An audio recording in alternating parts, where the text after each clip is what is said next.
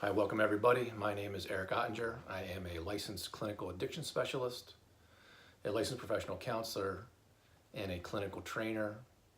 And I am coming to you live from Charlotte, North Carolina. Today to talk about a couple things regarding addiction recovery, seeking services, being able to understand addiction, and how to go about the process. So my story is this: about 10 years ago, I went back to school to become a therapist. And before that, I was somebody who struggled with a lot of different things over the course of my life, and I've come to kind of understand that much better over time. And the biggest, most obvious one was my use of alcohol, and that while I was a teenager in high school and also in college, I was clearly drinking a lot more than a lot of people were, but I was able to progress within the school system, work somewhat. If you ask my mom, probably not enough. And then ultimately graduate, and not just once, but twice. I had a master's degree in education. And one of the big game changers for me was that I was an active duty soldier during 9/11 and could see how certain things progressed where it became basically obvious that we were gonna head to war, and watched those things unfold, and ultimately was deployed from Fort Riley, Kansas to Baghdad, Iraq in the spring of 2003. And this was a very scary, out of control experience, and being separated from everything and everyone that I knew by thousands and thousands of miles. And I was able to get home. Certainly there was some physical wear and tear on the body from my experience in the military.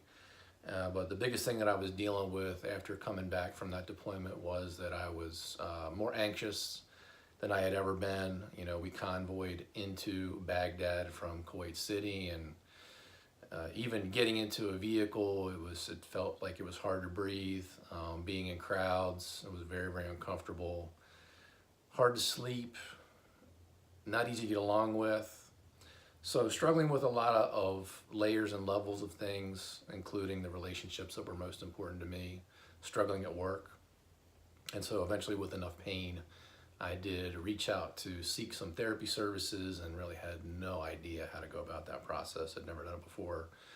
And so I looked in the phone book at that time. Phone book was the place to go. I found an ad. It was a big ad. It said this person knew how to treat addiction and had a license in doing that. And so I went and spent a lot of time and money and energy and effort, and never felt understood. And eventually the frustration from that led me to say, I'm done with this process. So kept drinking, kept suffering, kept doing a lot of things. One of the things that happened was that I was referred by that therapist early on to see a psychiatrist, because I told them I was having some trouble having concentration, focus issues at work. And so in a very brief meeting with a psychiatrist, could not have been more than 20 minutes total, he gave me a prescription for a stimulant to help me focus, an addictive stimulant. That was not the answer for me either. And so I kind of kept going along my path until the pain got great enough to reach out again. This time did find a therapist who I did like the services more. I liked their style more, felt more understood. This led to some positive things. And ultimately that experience led me to say that I know that I want to do this kind of work with other people like me. And so 9 years ago, I started my first internship in the Mecklenburg County Jail. I worked in local addiction treatment centers. And the healthcare system certainly has its imperfections. And one of the things that is frustrating in trying to deliver care in treatment centers is that there's a tremendous amount of paperwork and bureaucracy that often feels like it may take precedence over actually delivering care. And so while I do still work in conjunction with treatment centers, I've always wanted to do things maybe a different way. And so maybe that's where the name Recovery Rebel Revolution comes from. I do want to explain that briefly. So recovery is whatever you want it to be. There's different definitions for different people, but some of the basic definitions, and my definition goes something like this. Recovery is being able to have the kind of life that I would want, the kind of life that anybody would want, that's connected, fulfilling, has purpose, despite the fact that there needs to be some type of healing. Maybe there's some additional obstacles to overcome. The rebel part is, a rebel is anybody who is willing to fight for the things that are important to them.